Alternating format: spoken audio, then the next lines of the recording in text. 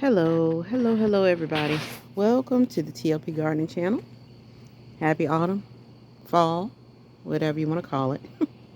And I'm just bringing you guys out here really quickly. I've been pulling up, plucking up, and doing all these other things, pruning, cutting, whatever you want to call it. Getting rid of some things. See that this is the place where I had that broccoli plant here forever, to the point where it was just full of aphids and things like that. So I got rid of that. And I am preparing for my next season. I've only got a couple things that I'm leaving alone, and I'm going to probably let some of the dirt rest. Let me show you this. I got a lot of pots to work with, and I've been out here for a while, but I'm not going to plant everything today, but I'm going to show you guys what I'm going to do. Let me bring you up here. So these are two fertilizers, that I use, earthworm castings, and I have some garden tone to help with the nitrogen and things like that the soil needs. But if you don't have that, don't worry. Um, I'm going to use that, and I'm not going to show you because I'm in a hurry today. But this is where I had my cucumbers and my watermelon and my mango melons and things like that. Now I do want to buy another bag of soil to top it off, but honestly, guys, I have not bought soil. I probably can count on one hand, and I'm not exaggerating, how much I bought soil for the summer planting season, because I make my own soil.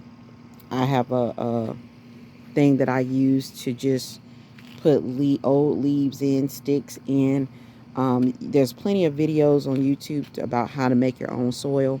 You can do it. You can even make your own fertilizer. Um, I know Lead Farmer does it a lot, and he has a lot. The banana water, just taking banana peels, or if you have a banana plant and soaking it in water, and that's liquid fertilizer. Um, I have, let me put this down, what I got in my hand. And y'all forgive me, my tripod. Still ain't bought no new tripod. Y'all pray for me. I need to hurry up. So I'm trying to do this with hand. But right here, this is just some coffee grounds and whatever else I put in here. That's garlic peel on top. And I probably got a few other things in here. And I'm going to sprinkle that. Sorry. I'm going to sprinkle that into my soil. And I'm just going to show you what I'm going to plant. Like I said, I'm in a hurry today. Oh, let me show y'all something. I thought I had like weeds, right? This is how goofy I am. Now, I'm not, this is something new. But I had like this big, beautiful something. And I was like, what kind of weed is that? And I plucked it up out of here. And all I smelled was lemon. And I realized that it was lemon balm. And y'all who know about mint or mint families, they are dangerously able to spread everywhere, like what we call weeds. And so I don't know how it got in there. I plucked it up and it didn't recover. But look at this. This, guys, is lemon balm. So I'm going to leave that. I'm going to water it. And hopefully this bed can become lemon balm, because the one that I had here, I cut down. I had it here, but I let it dry out. Something's wrong with this soil, and I'm just going to get rid of it. Everything I try to grow, it doesn't work, or it just looks like it gets diseased. This looks nice and healthy, so I'm going to leave that there. But be careful with your mints. All right, now let me show y'all what I'm going to plant in some of these beds here. I left my ginger. Y'all see that? I still have my ginger in. And I still have my sweet potatoes. I really don't think they did anything. That little one you see sticking up right there, that's just something I planted and didn't cut it all the way down. I don't think I have anything in here, because I don't think that was the right pot to do it in. I should have used my fabric pots, which I'm glad I said that, because I almost forgot again that I have fabric pots. I may get some of those out instead of planting in these kinds of things, because they're more breathable. All right. So what I'm going to plant, Swiss chard. It does very well. I've never had a problem. Easy to grow and absolutely delicious. And I'm just going to talk to my folk, particularly my people. Expand your palate. Expand your palate. This is a green that I never ate growing up. Didn't know anything about it until I started getting into gardening. But this is delicious. It's mild and easy to cook, like I said, and you get your greens. Celery. I have never had particularly good time growing celery. It never got all the way tall or whatever you call it. It just didn't grow to its potential, and it didn't really flourish. So I'm going to try something different. I think I'm going to plant these in one of my 5-gallon buckets so that I know I had enough root space for it. So I'm going to do that. I'm going to plant carrots. Again, I had a really good success with my carrots, and I'm just going to plant them again. I'm going to do some romaine lettuce. For those of you who don't know, this is a cool weather plant, even though we eat salads a lot in the summer. So this does great for me, did great for me in like the end of winter, spring, but I didn't plant it this year, so I'm going to plant some now. My first time growing this kind of radish, the French breakfast, but I'm excited because I planted cherry bells for the first time, and I am very happy to do this because I really like those cherry bells when I roasted them. Absolutely delicious. Again, another thing I never grew up eating, didn't grow up on this kind of stuff, but it is good for you and it's delicious.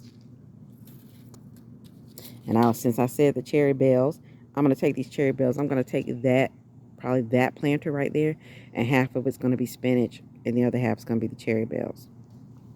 And on that note, let me say something about mixing.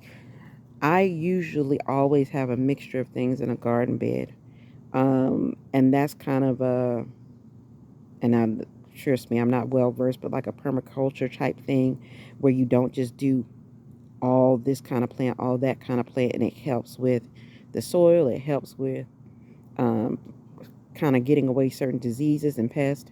So spinach, again, going in that bed, excuse me, with the radishes. And what's a fall garden without kale?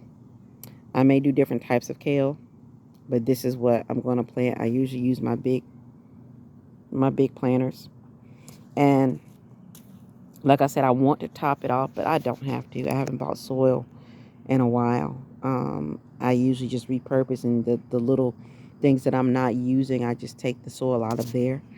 Any pot I'm not going to plant in the fall or winter months. So yeah, that's all I wanted to share with you guys. I'm really excited actually about the fall garden because I think it's going to be very fruitful. For whatever reason, I just feel like it's going to do really, really well. And then I'll figure out if I can do some. I already got my it's dirty, but I've already got some milk jugs. Thank God for my neighbor. I got a neighbor who gives me some of her milk jugs for when it's time for winter and doing winter sowing. But anyway, that's all, guys. I just wanted to check in with you. And again, remember, this is the TLP Gardening Channel, the Little People's Gardening Channel, where your space is not too little, your budget is not too little, and your time is not too little to do a big thing like gardening. And one more thing, sorry. My onions, they went really wild, and it's way more onions than I really want. I actually uprooted some and took them in the house. Onions are something that you can get rid of fairly quickly because just chop them up, put them in soups, season some, marinate some things, and then they're gone.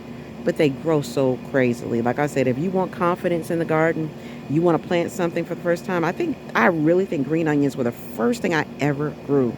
And I started them in the house in some water. But anyway, guys, again, this has been the TLP Gardening Channel. I'll see y'all again in the garden, and y'all be blessed.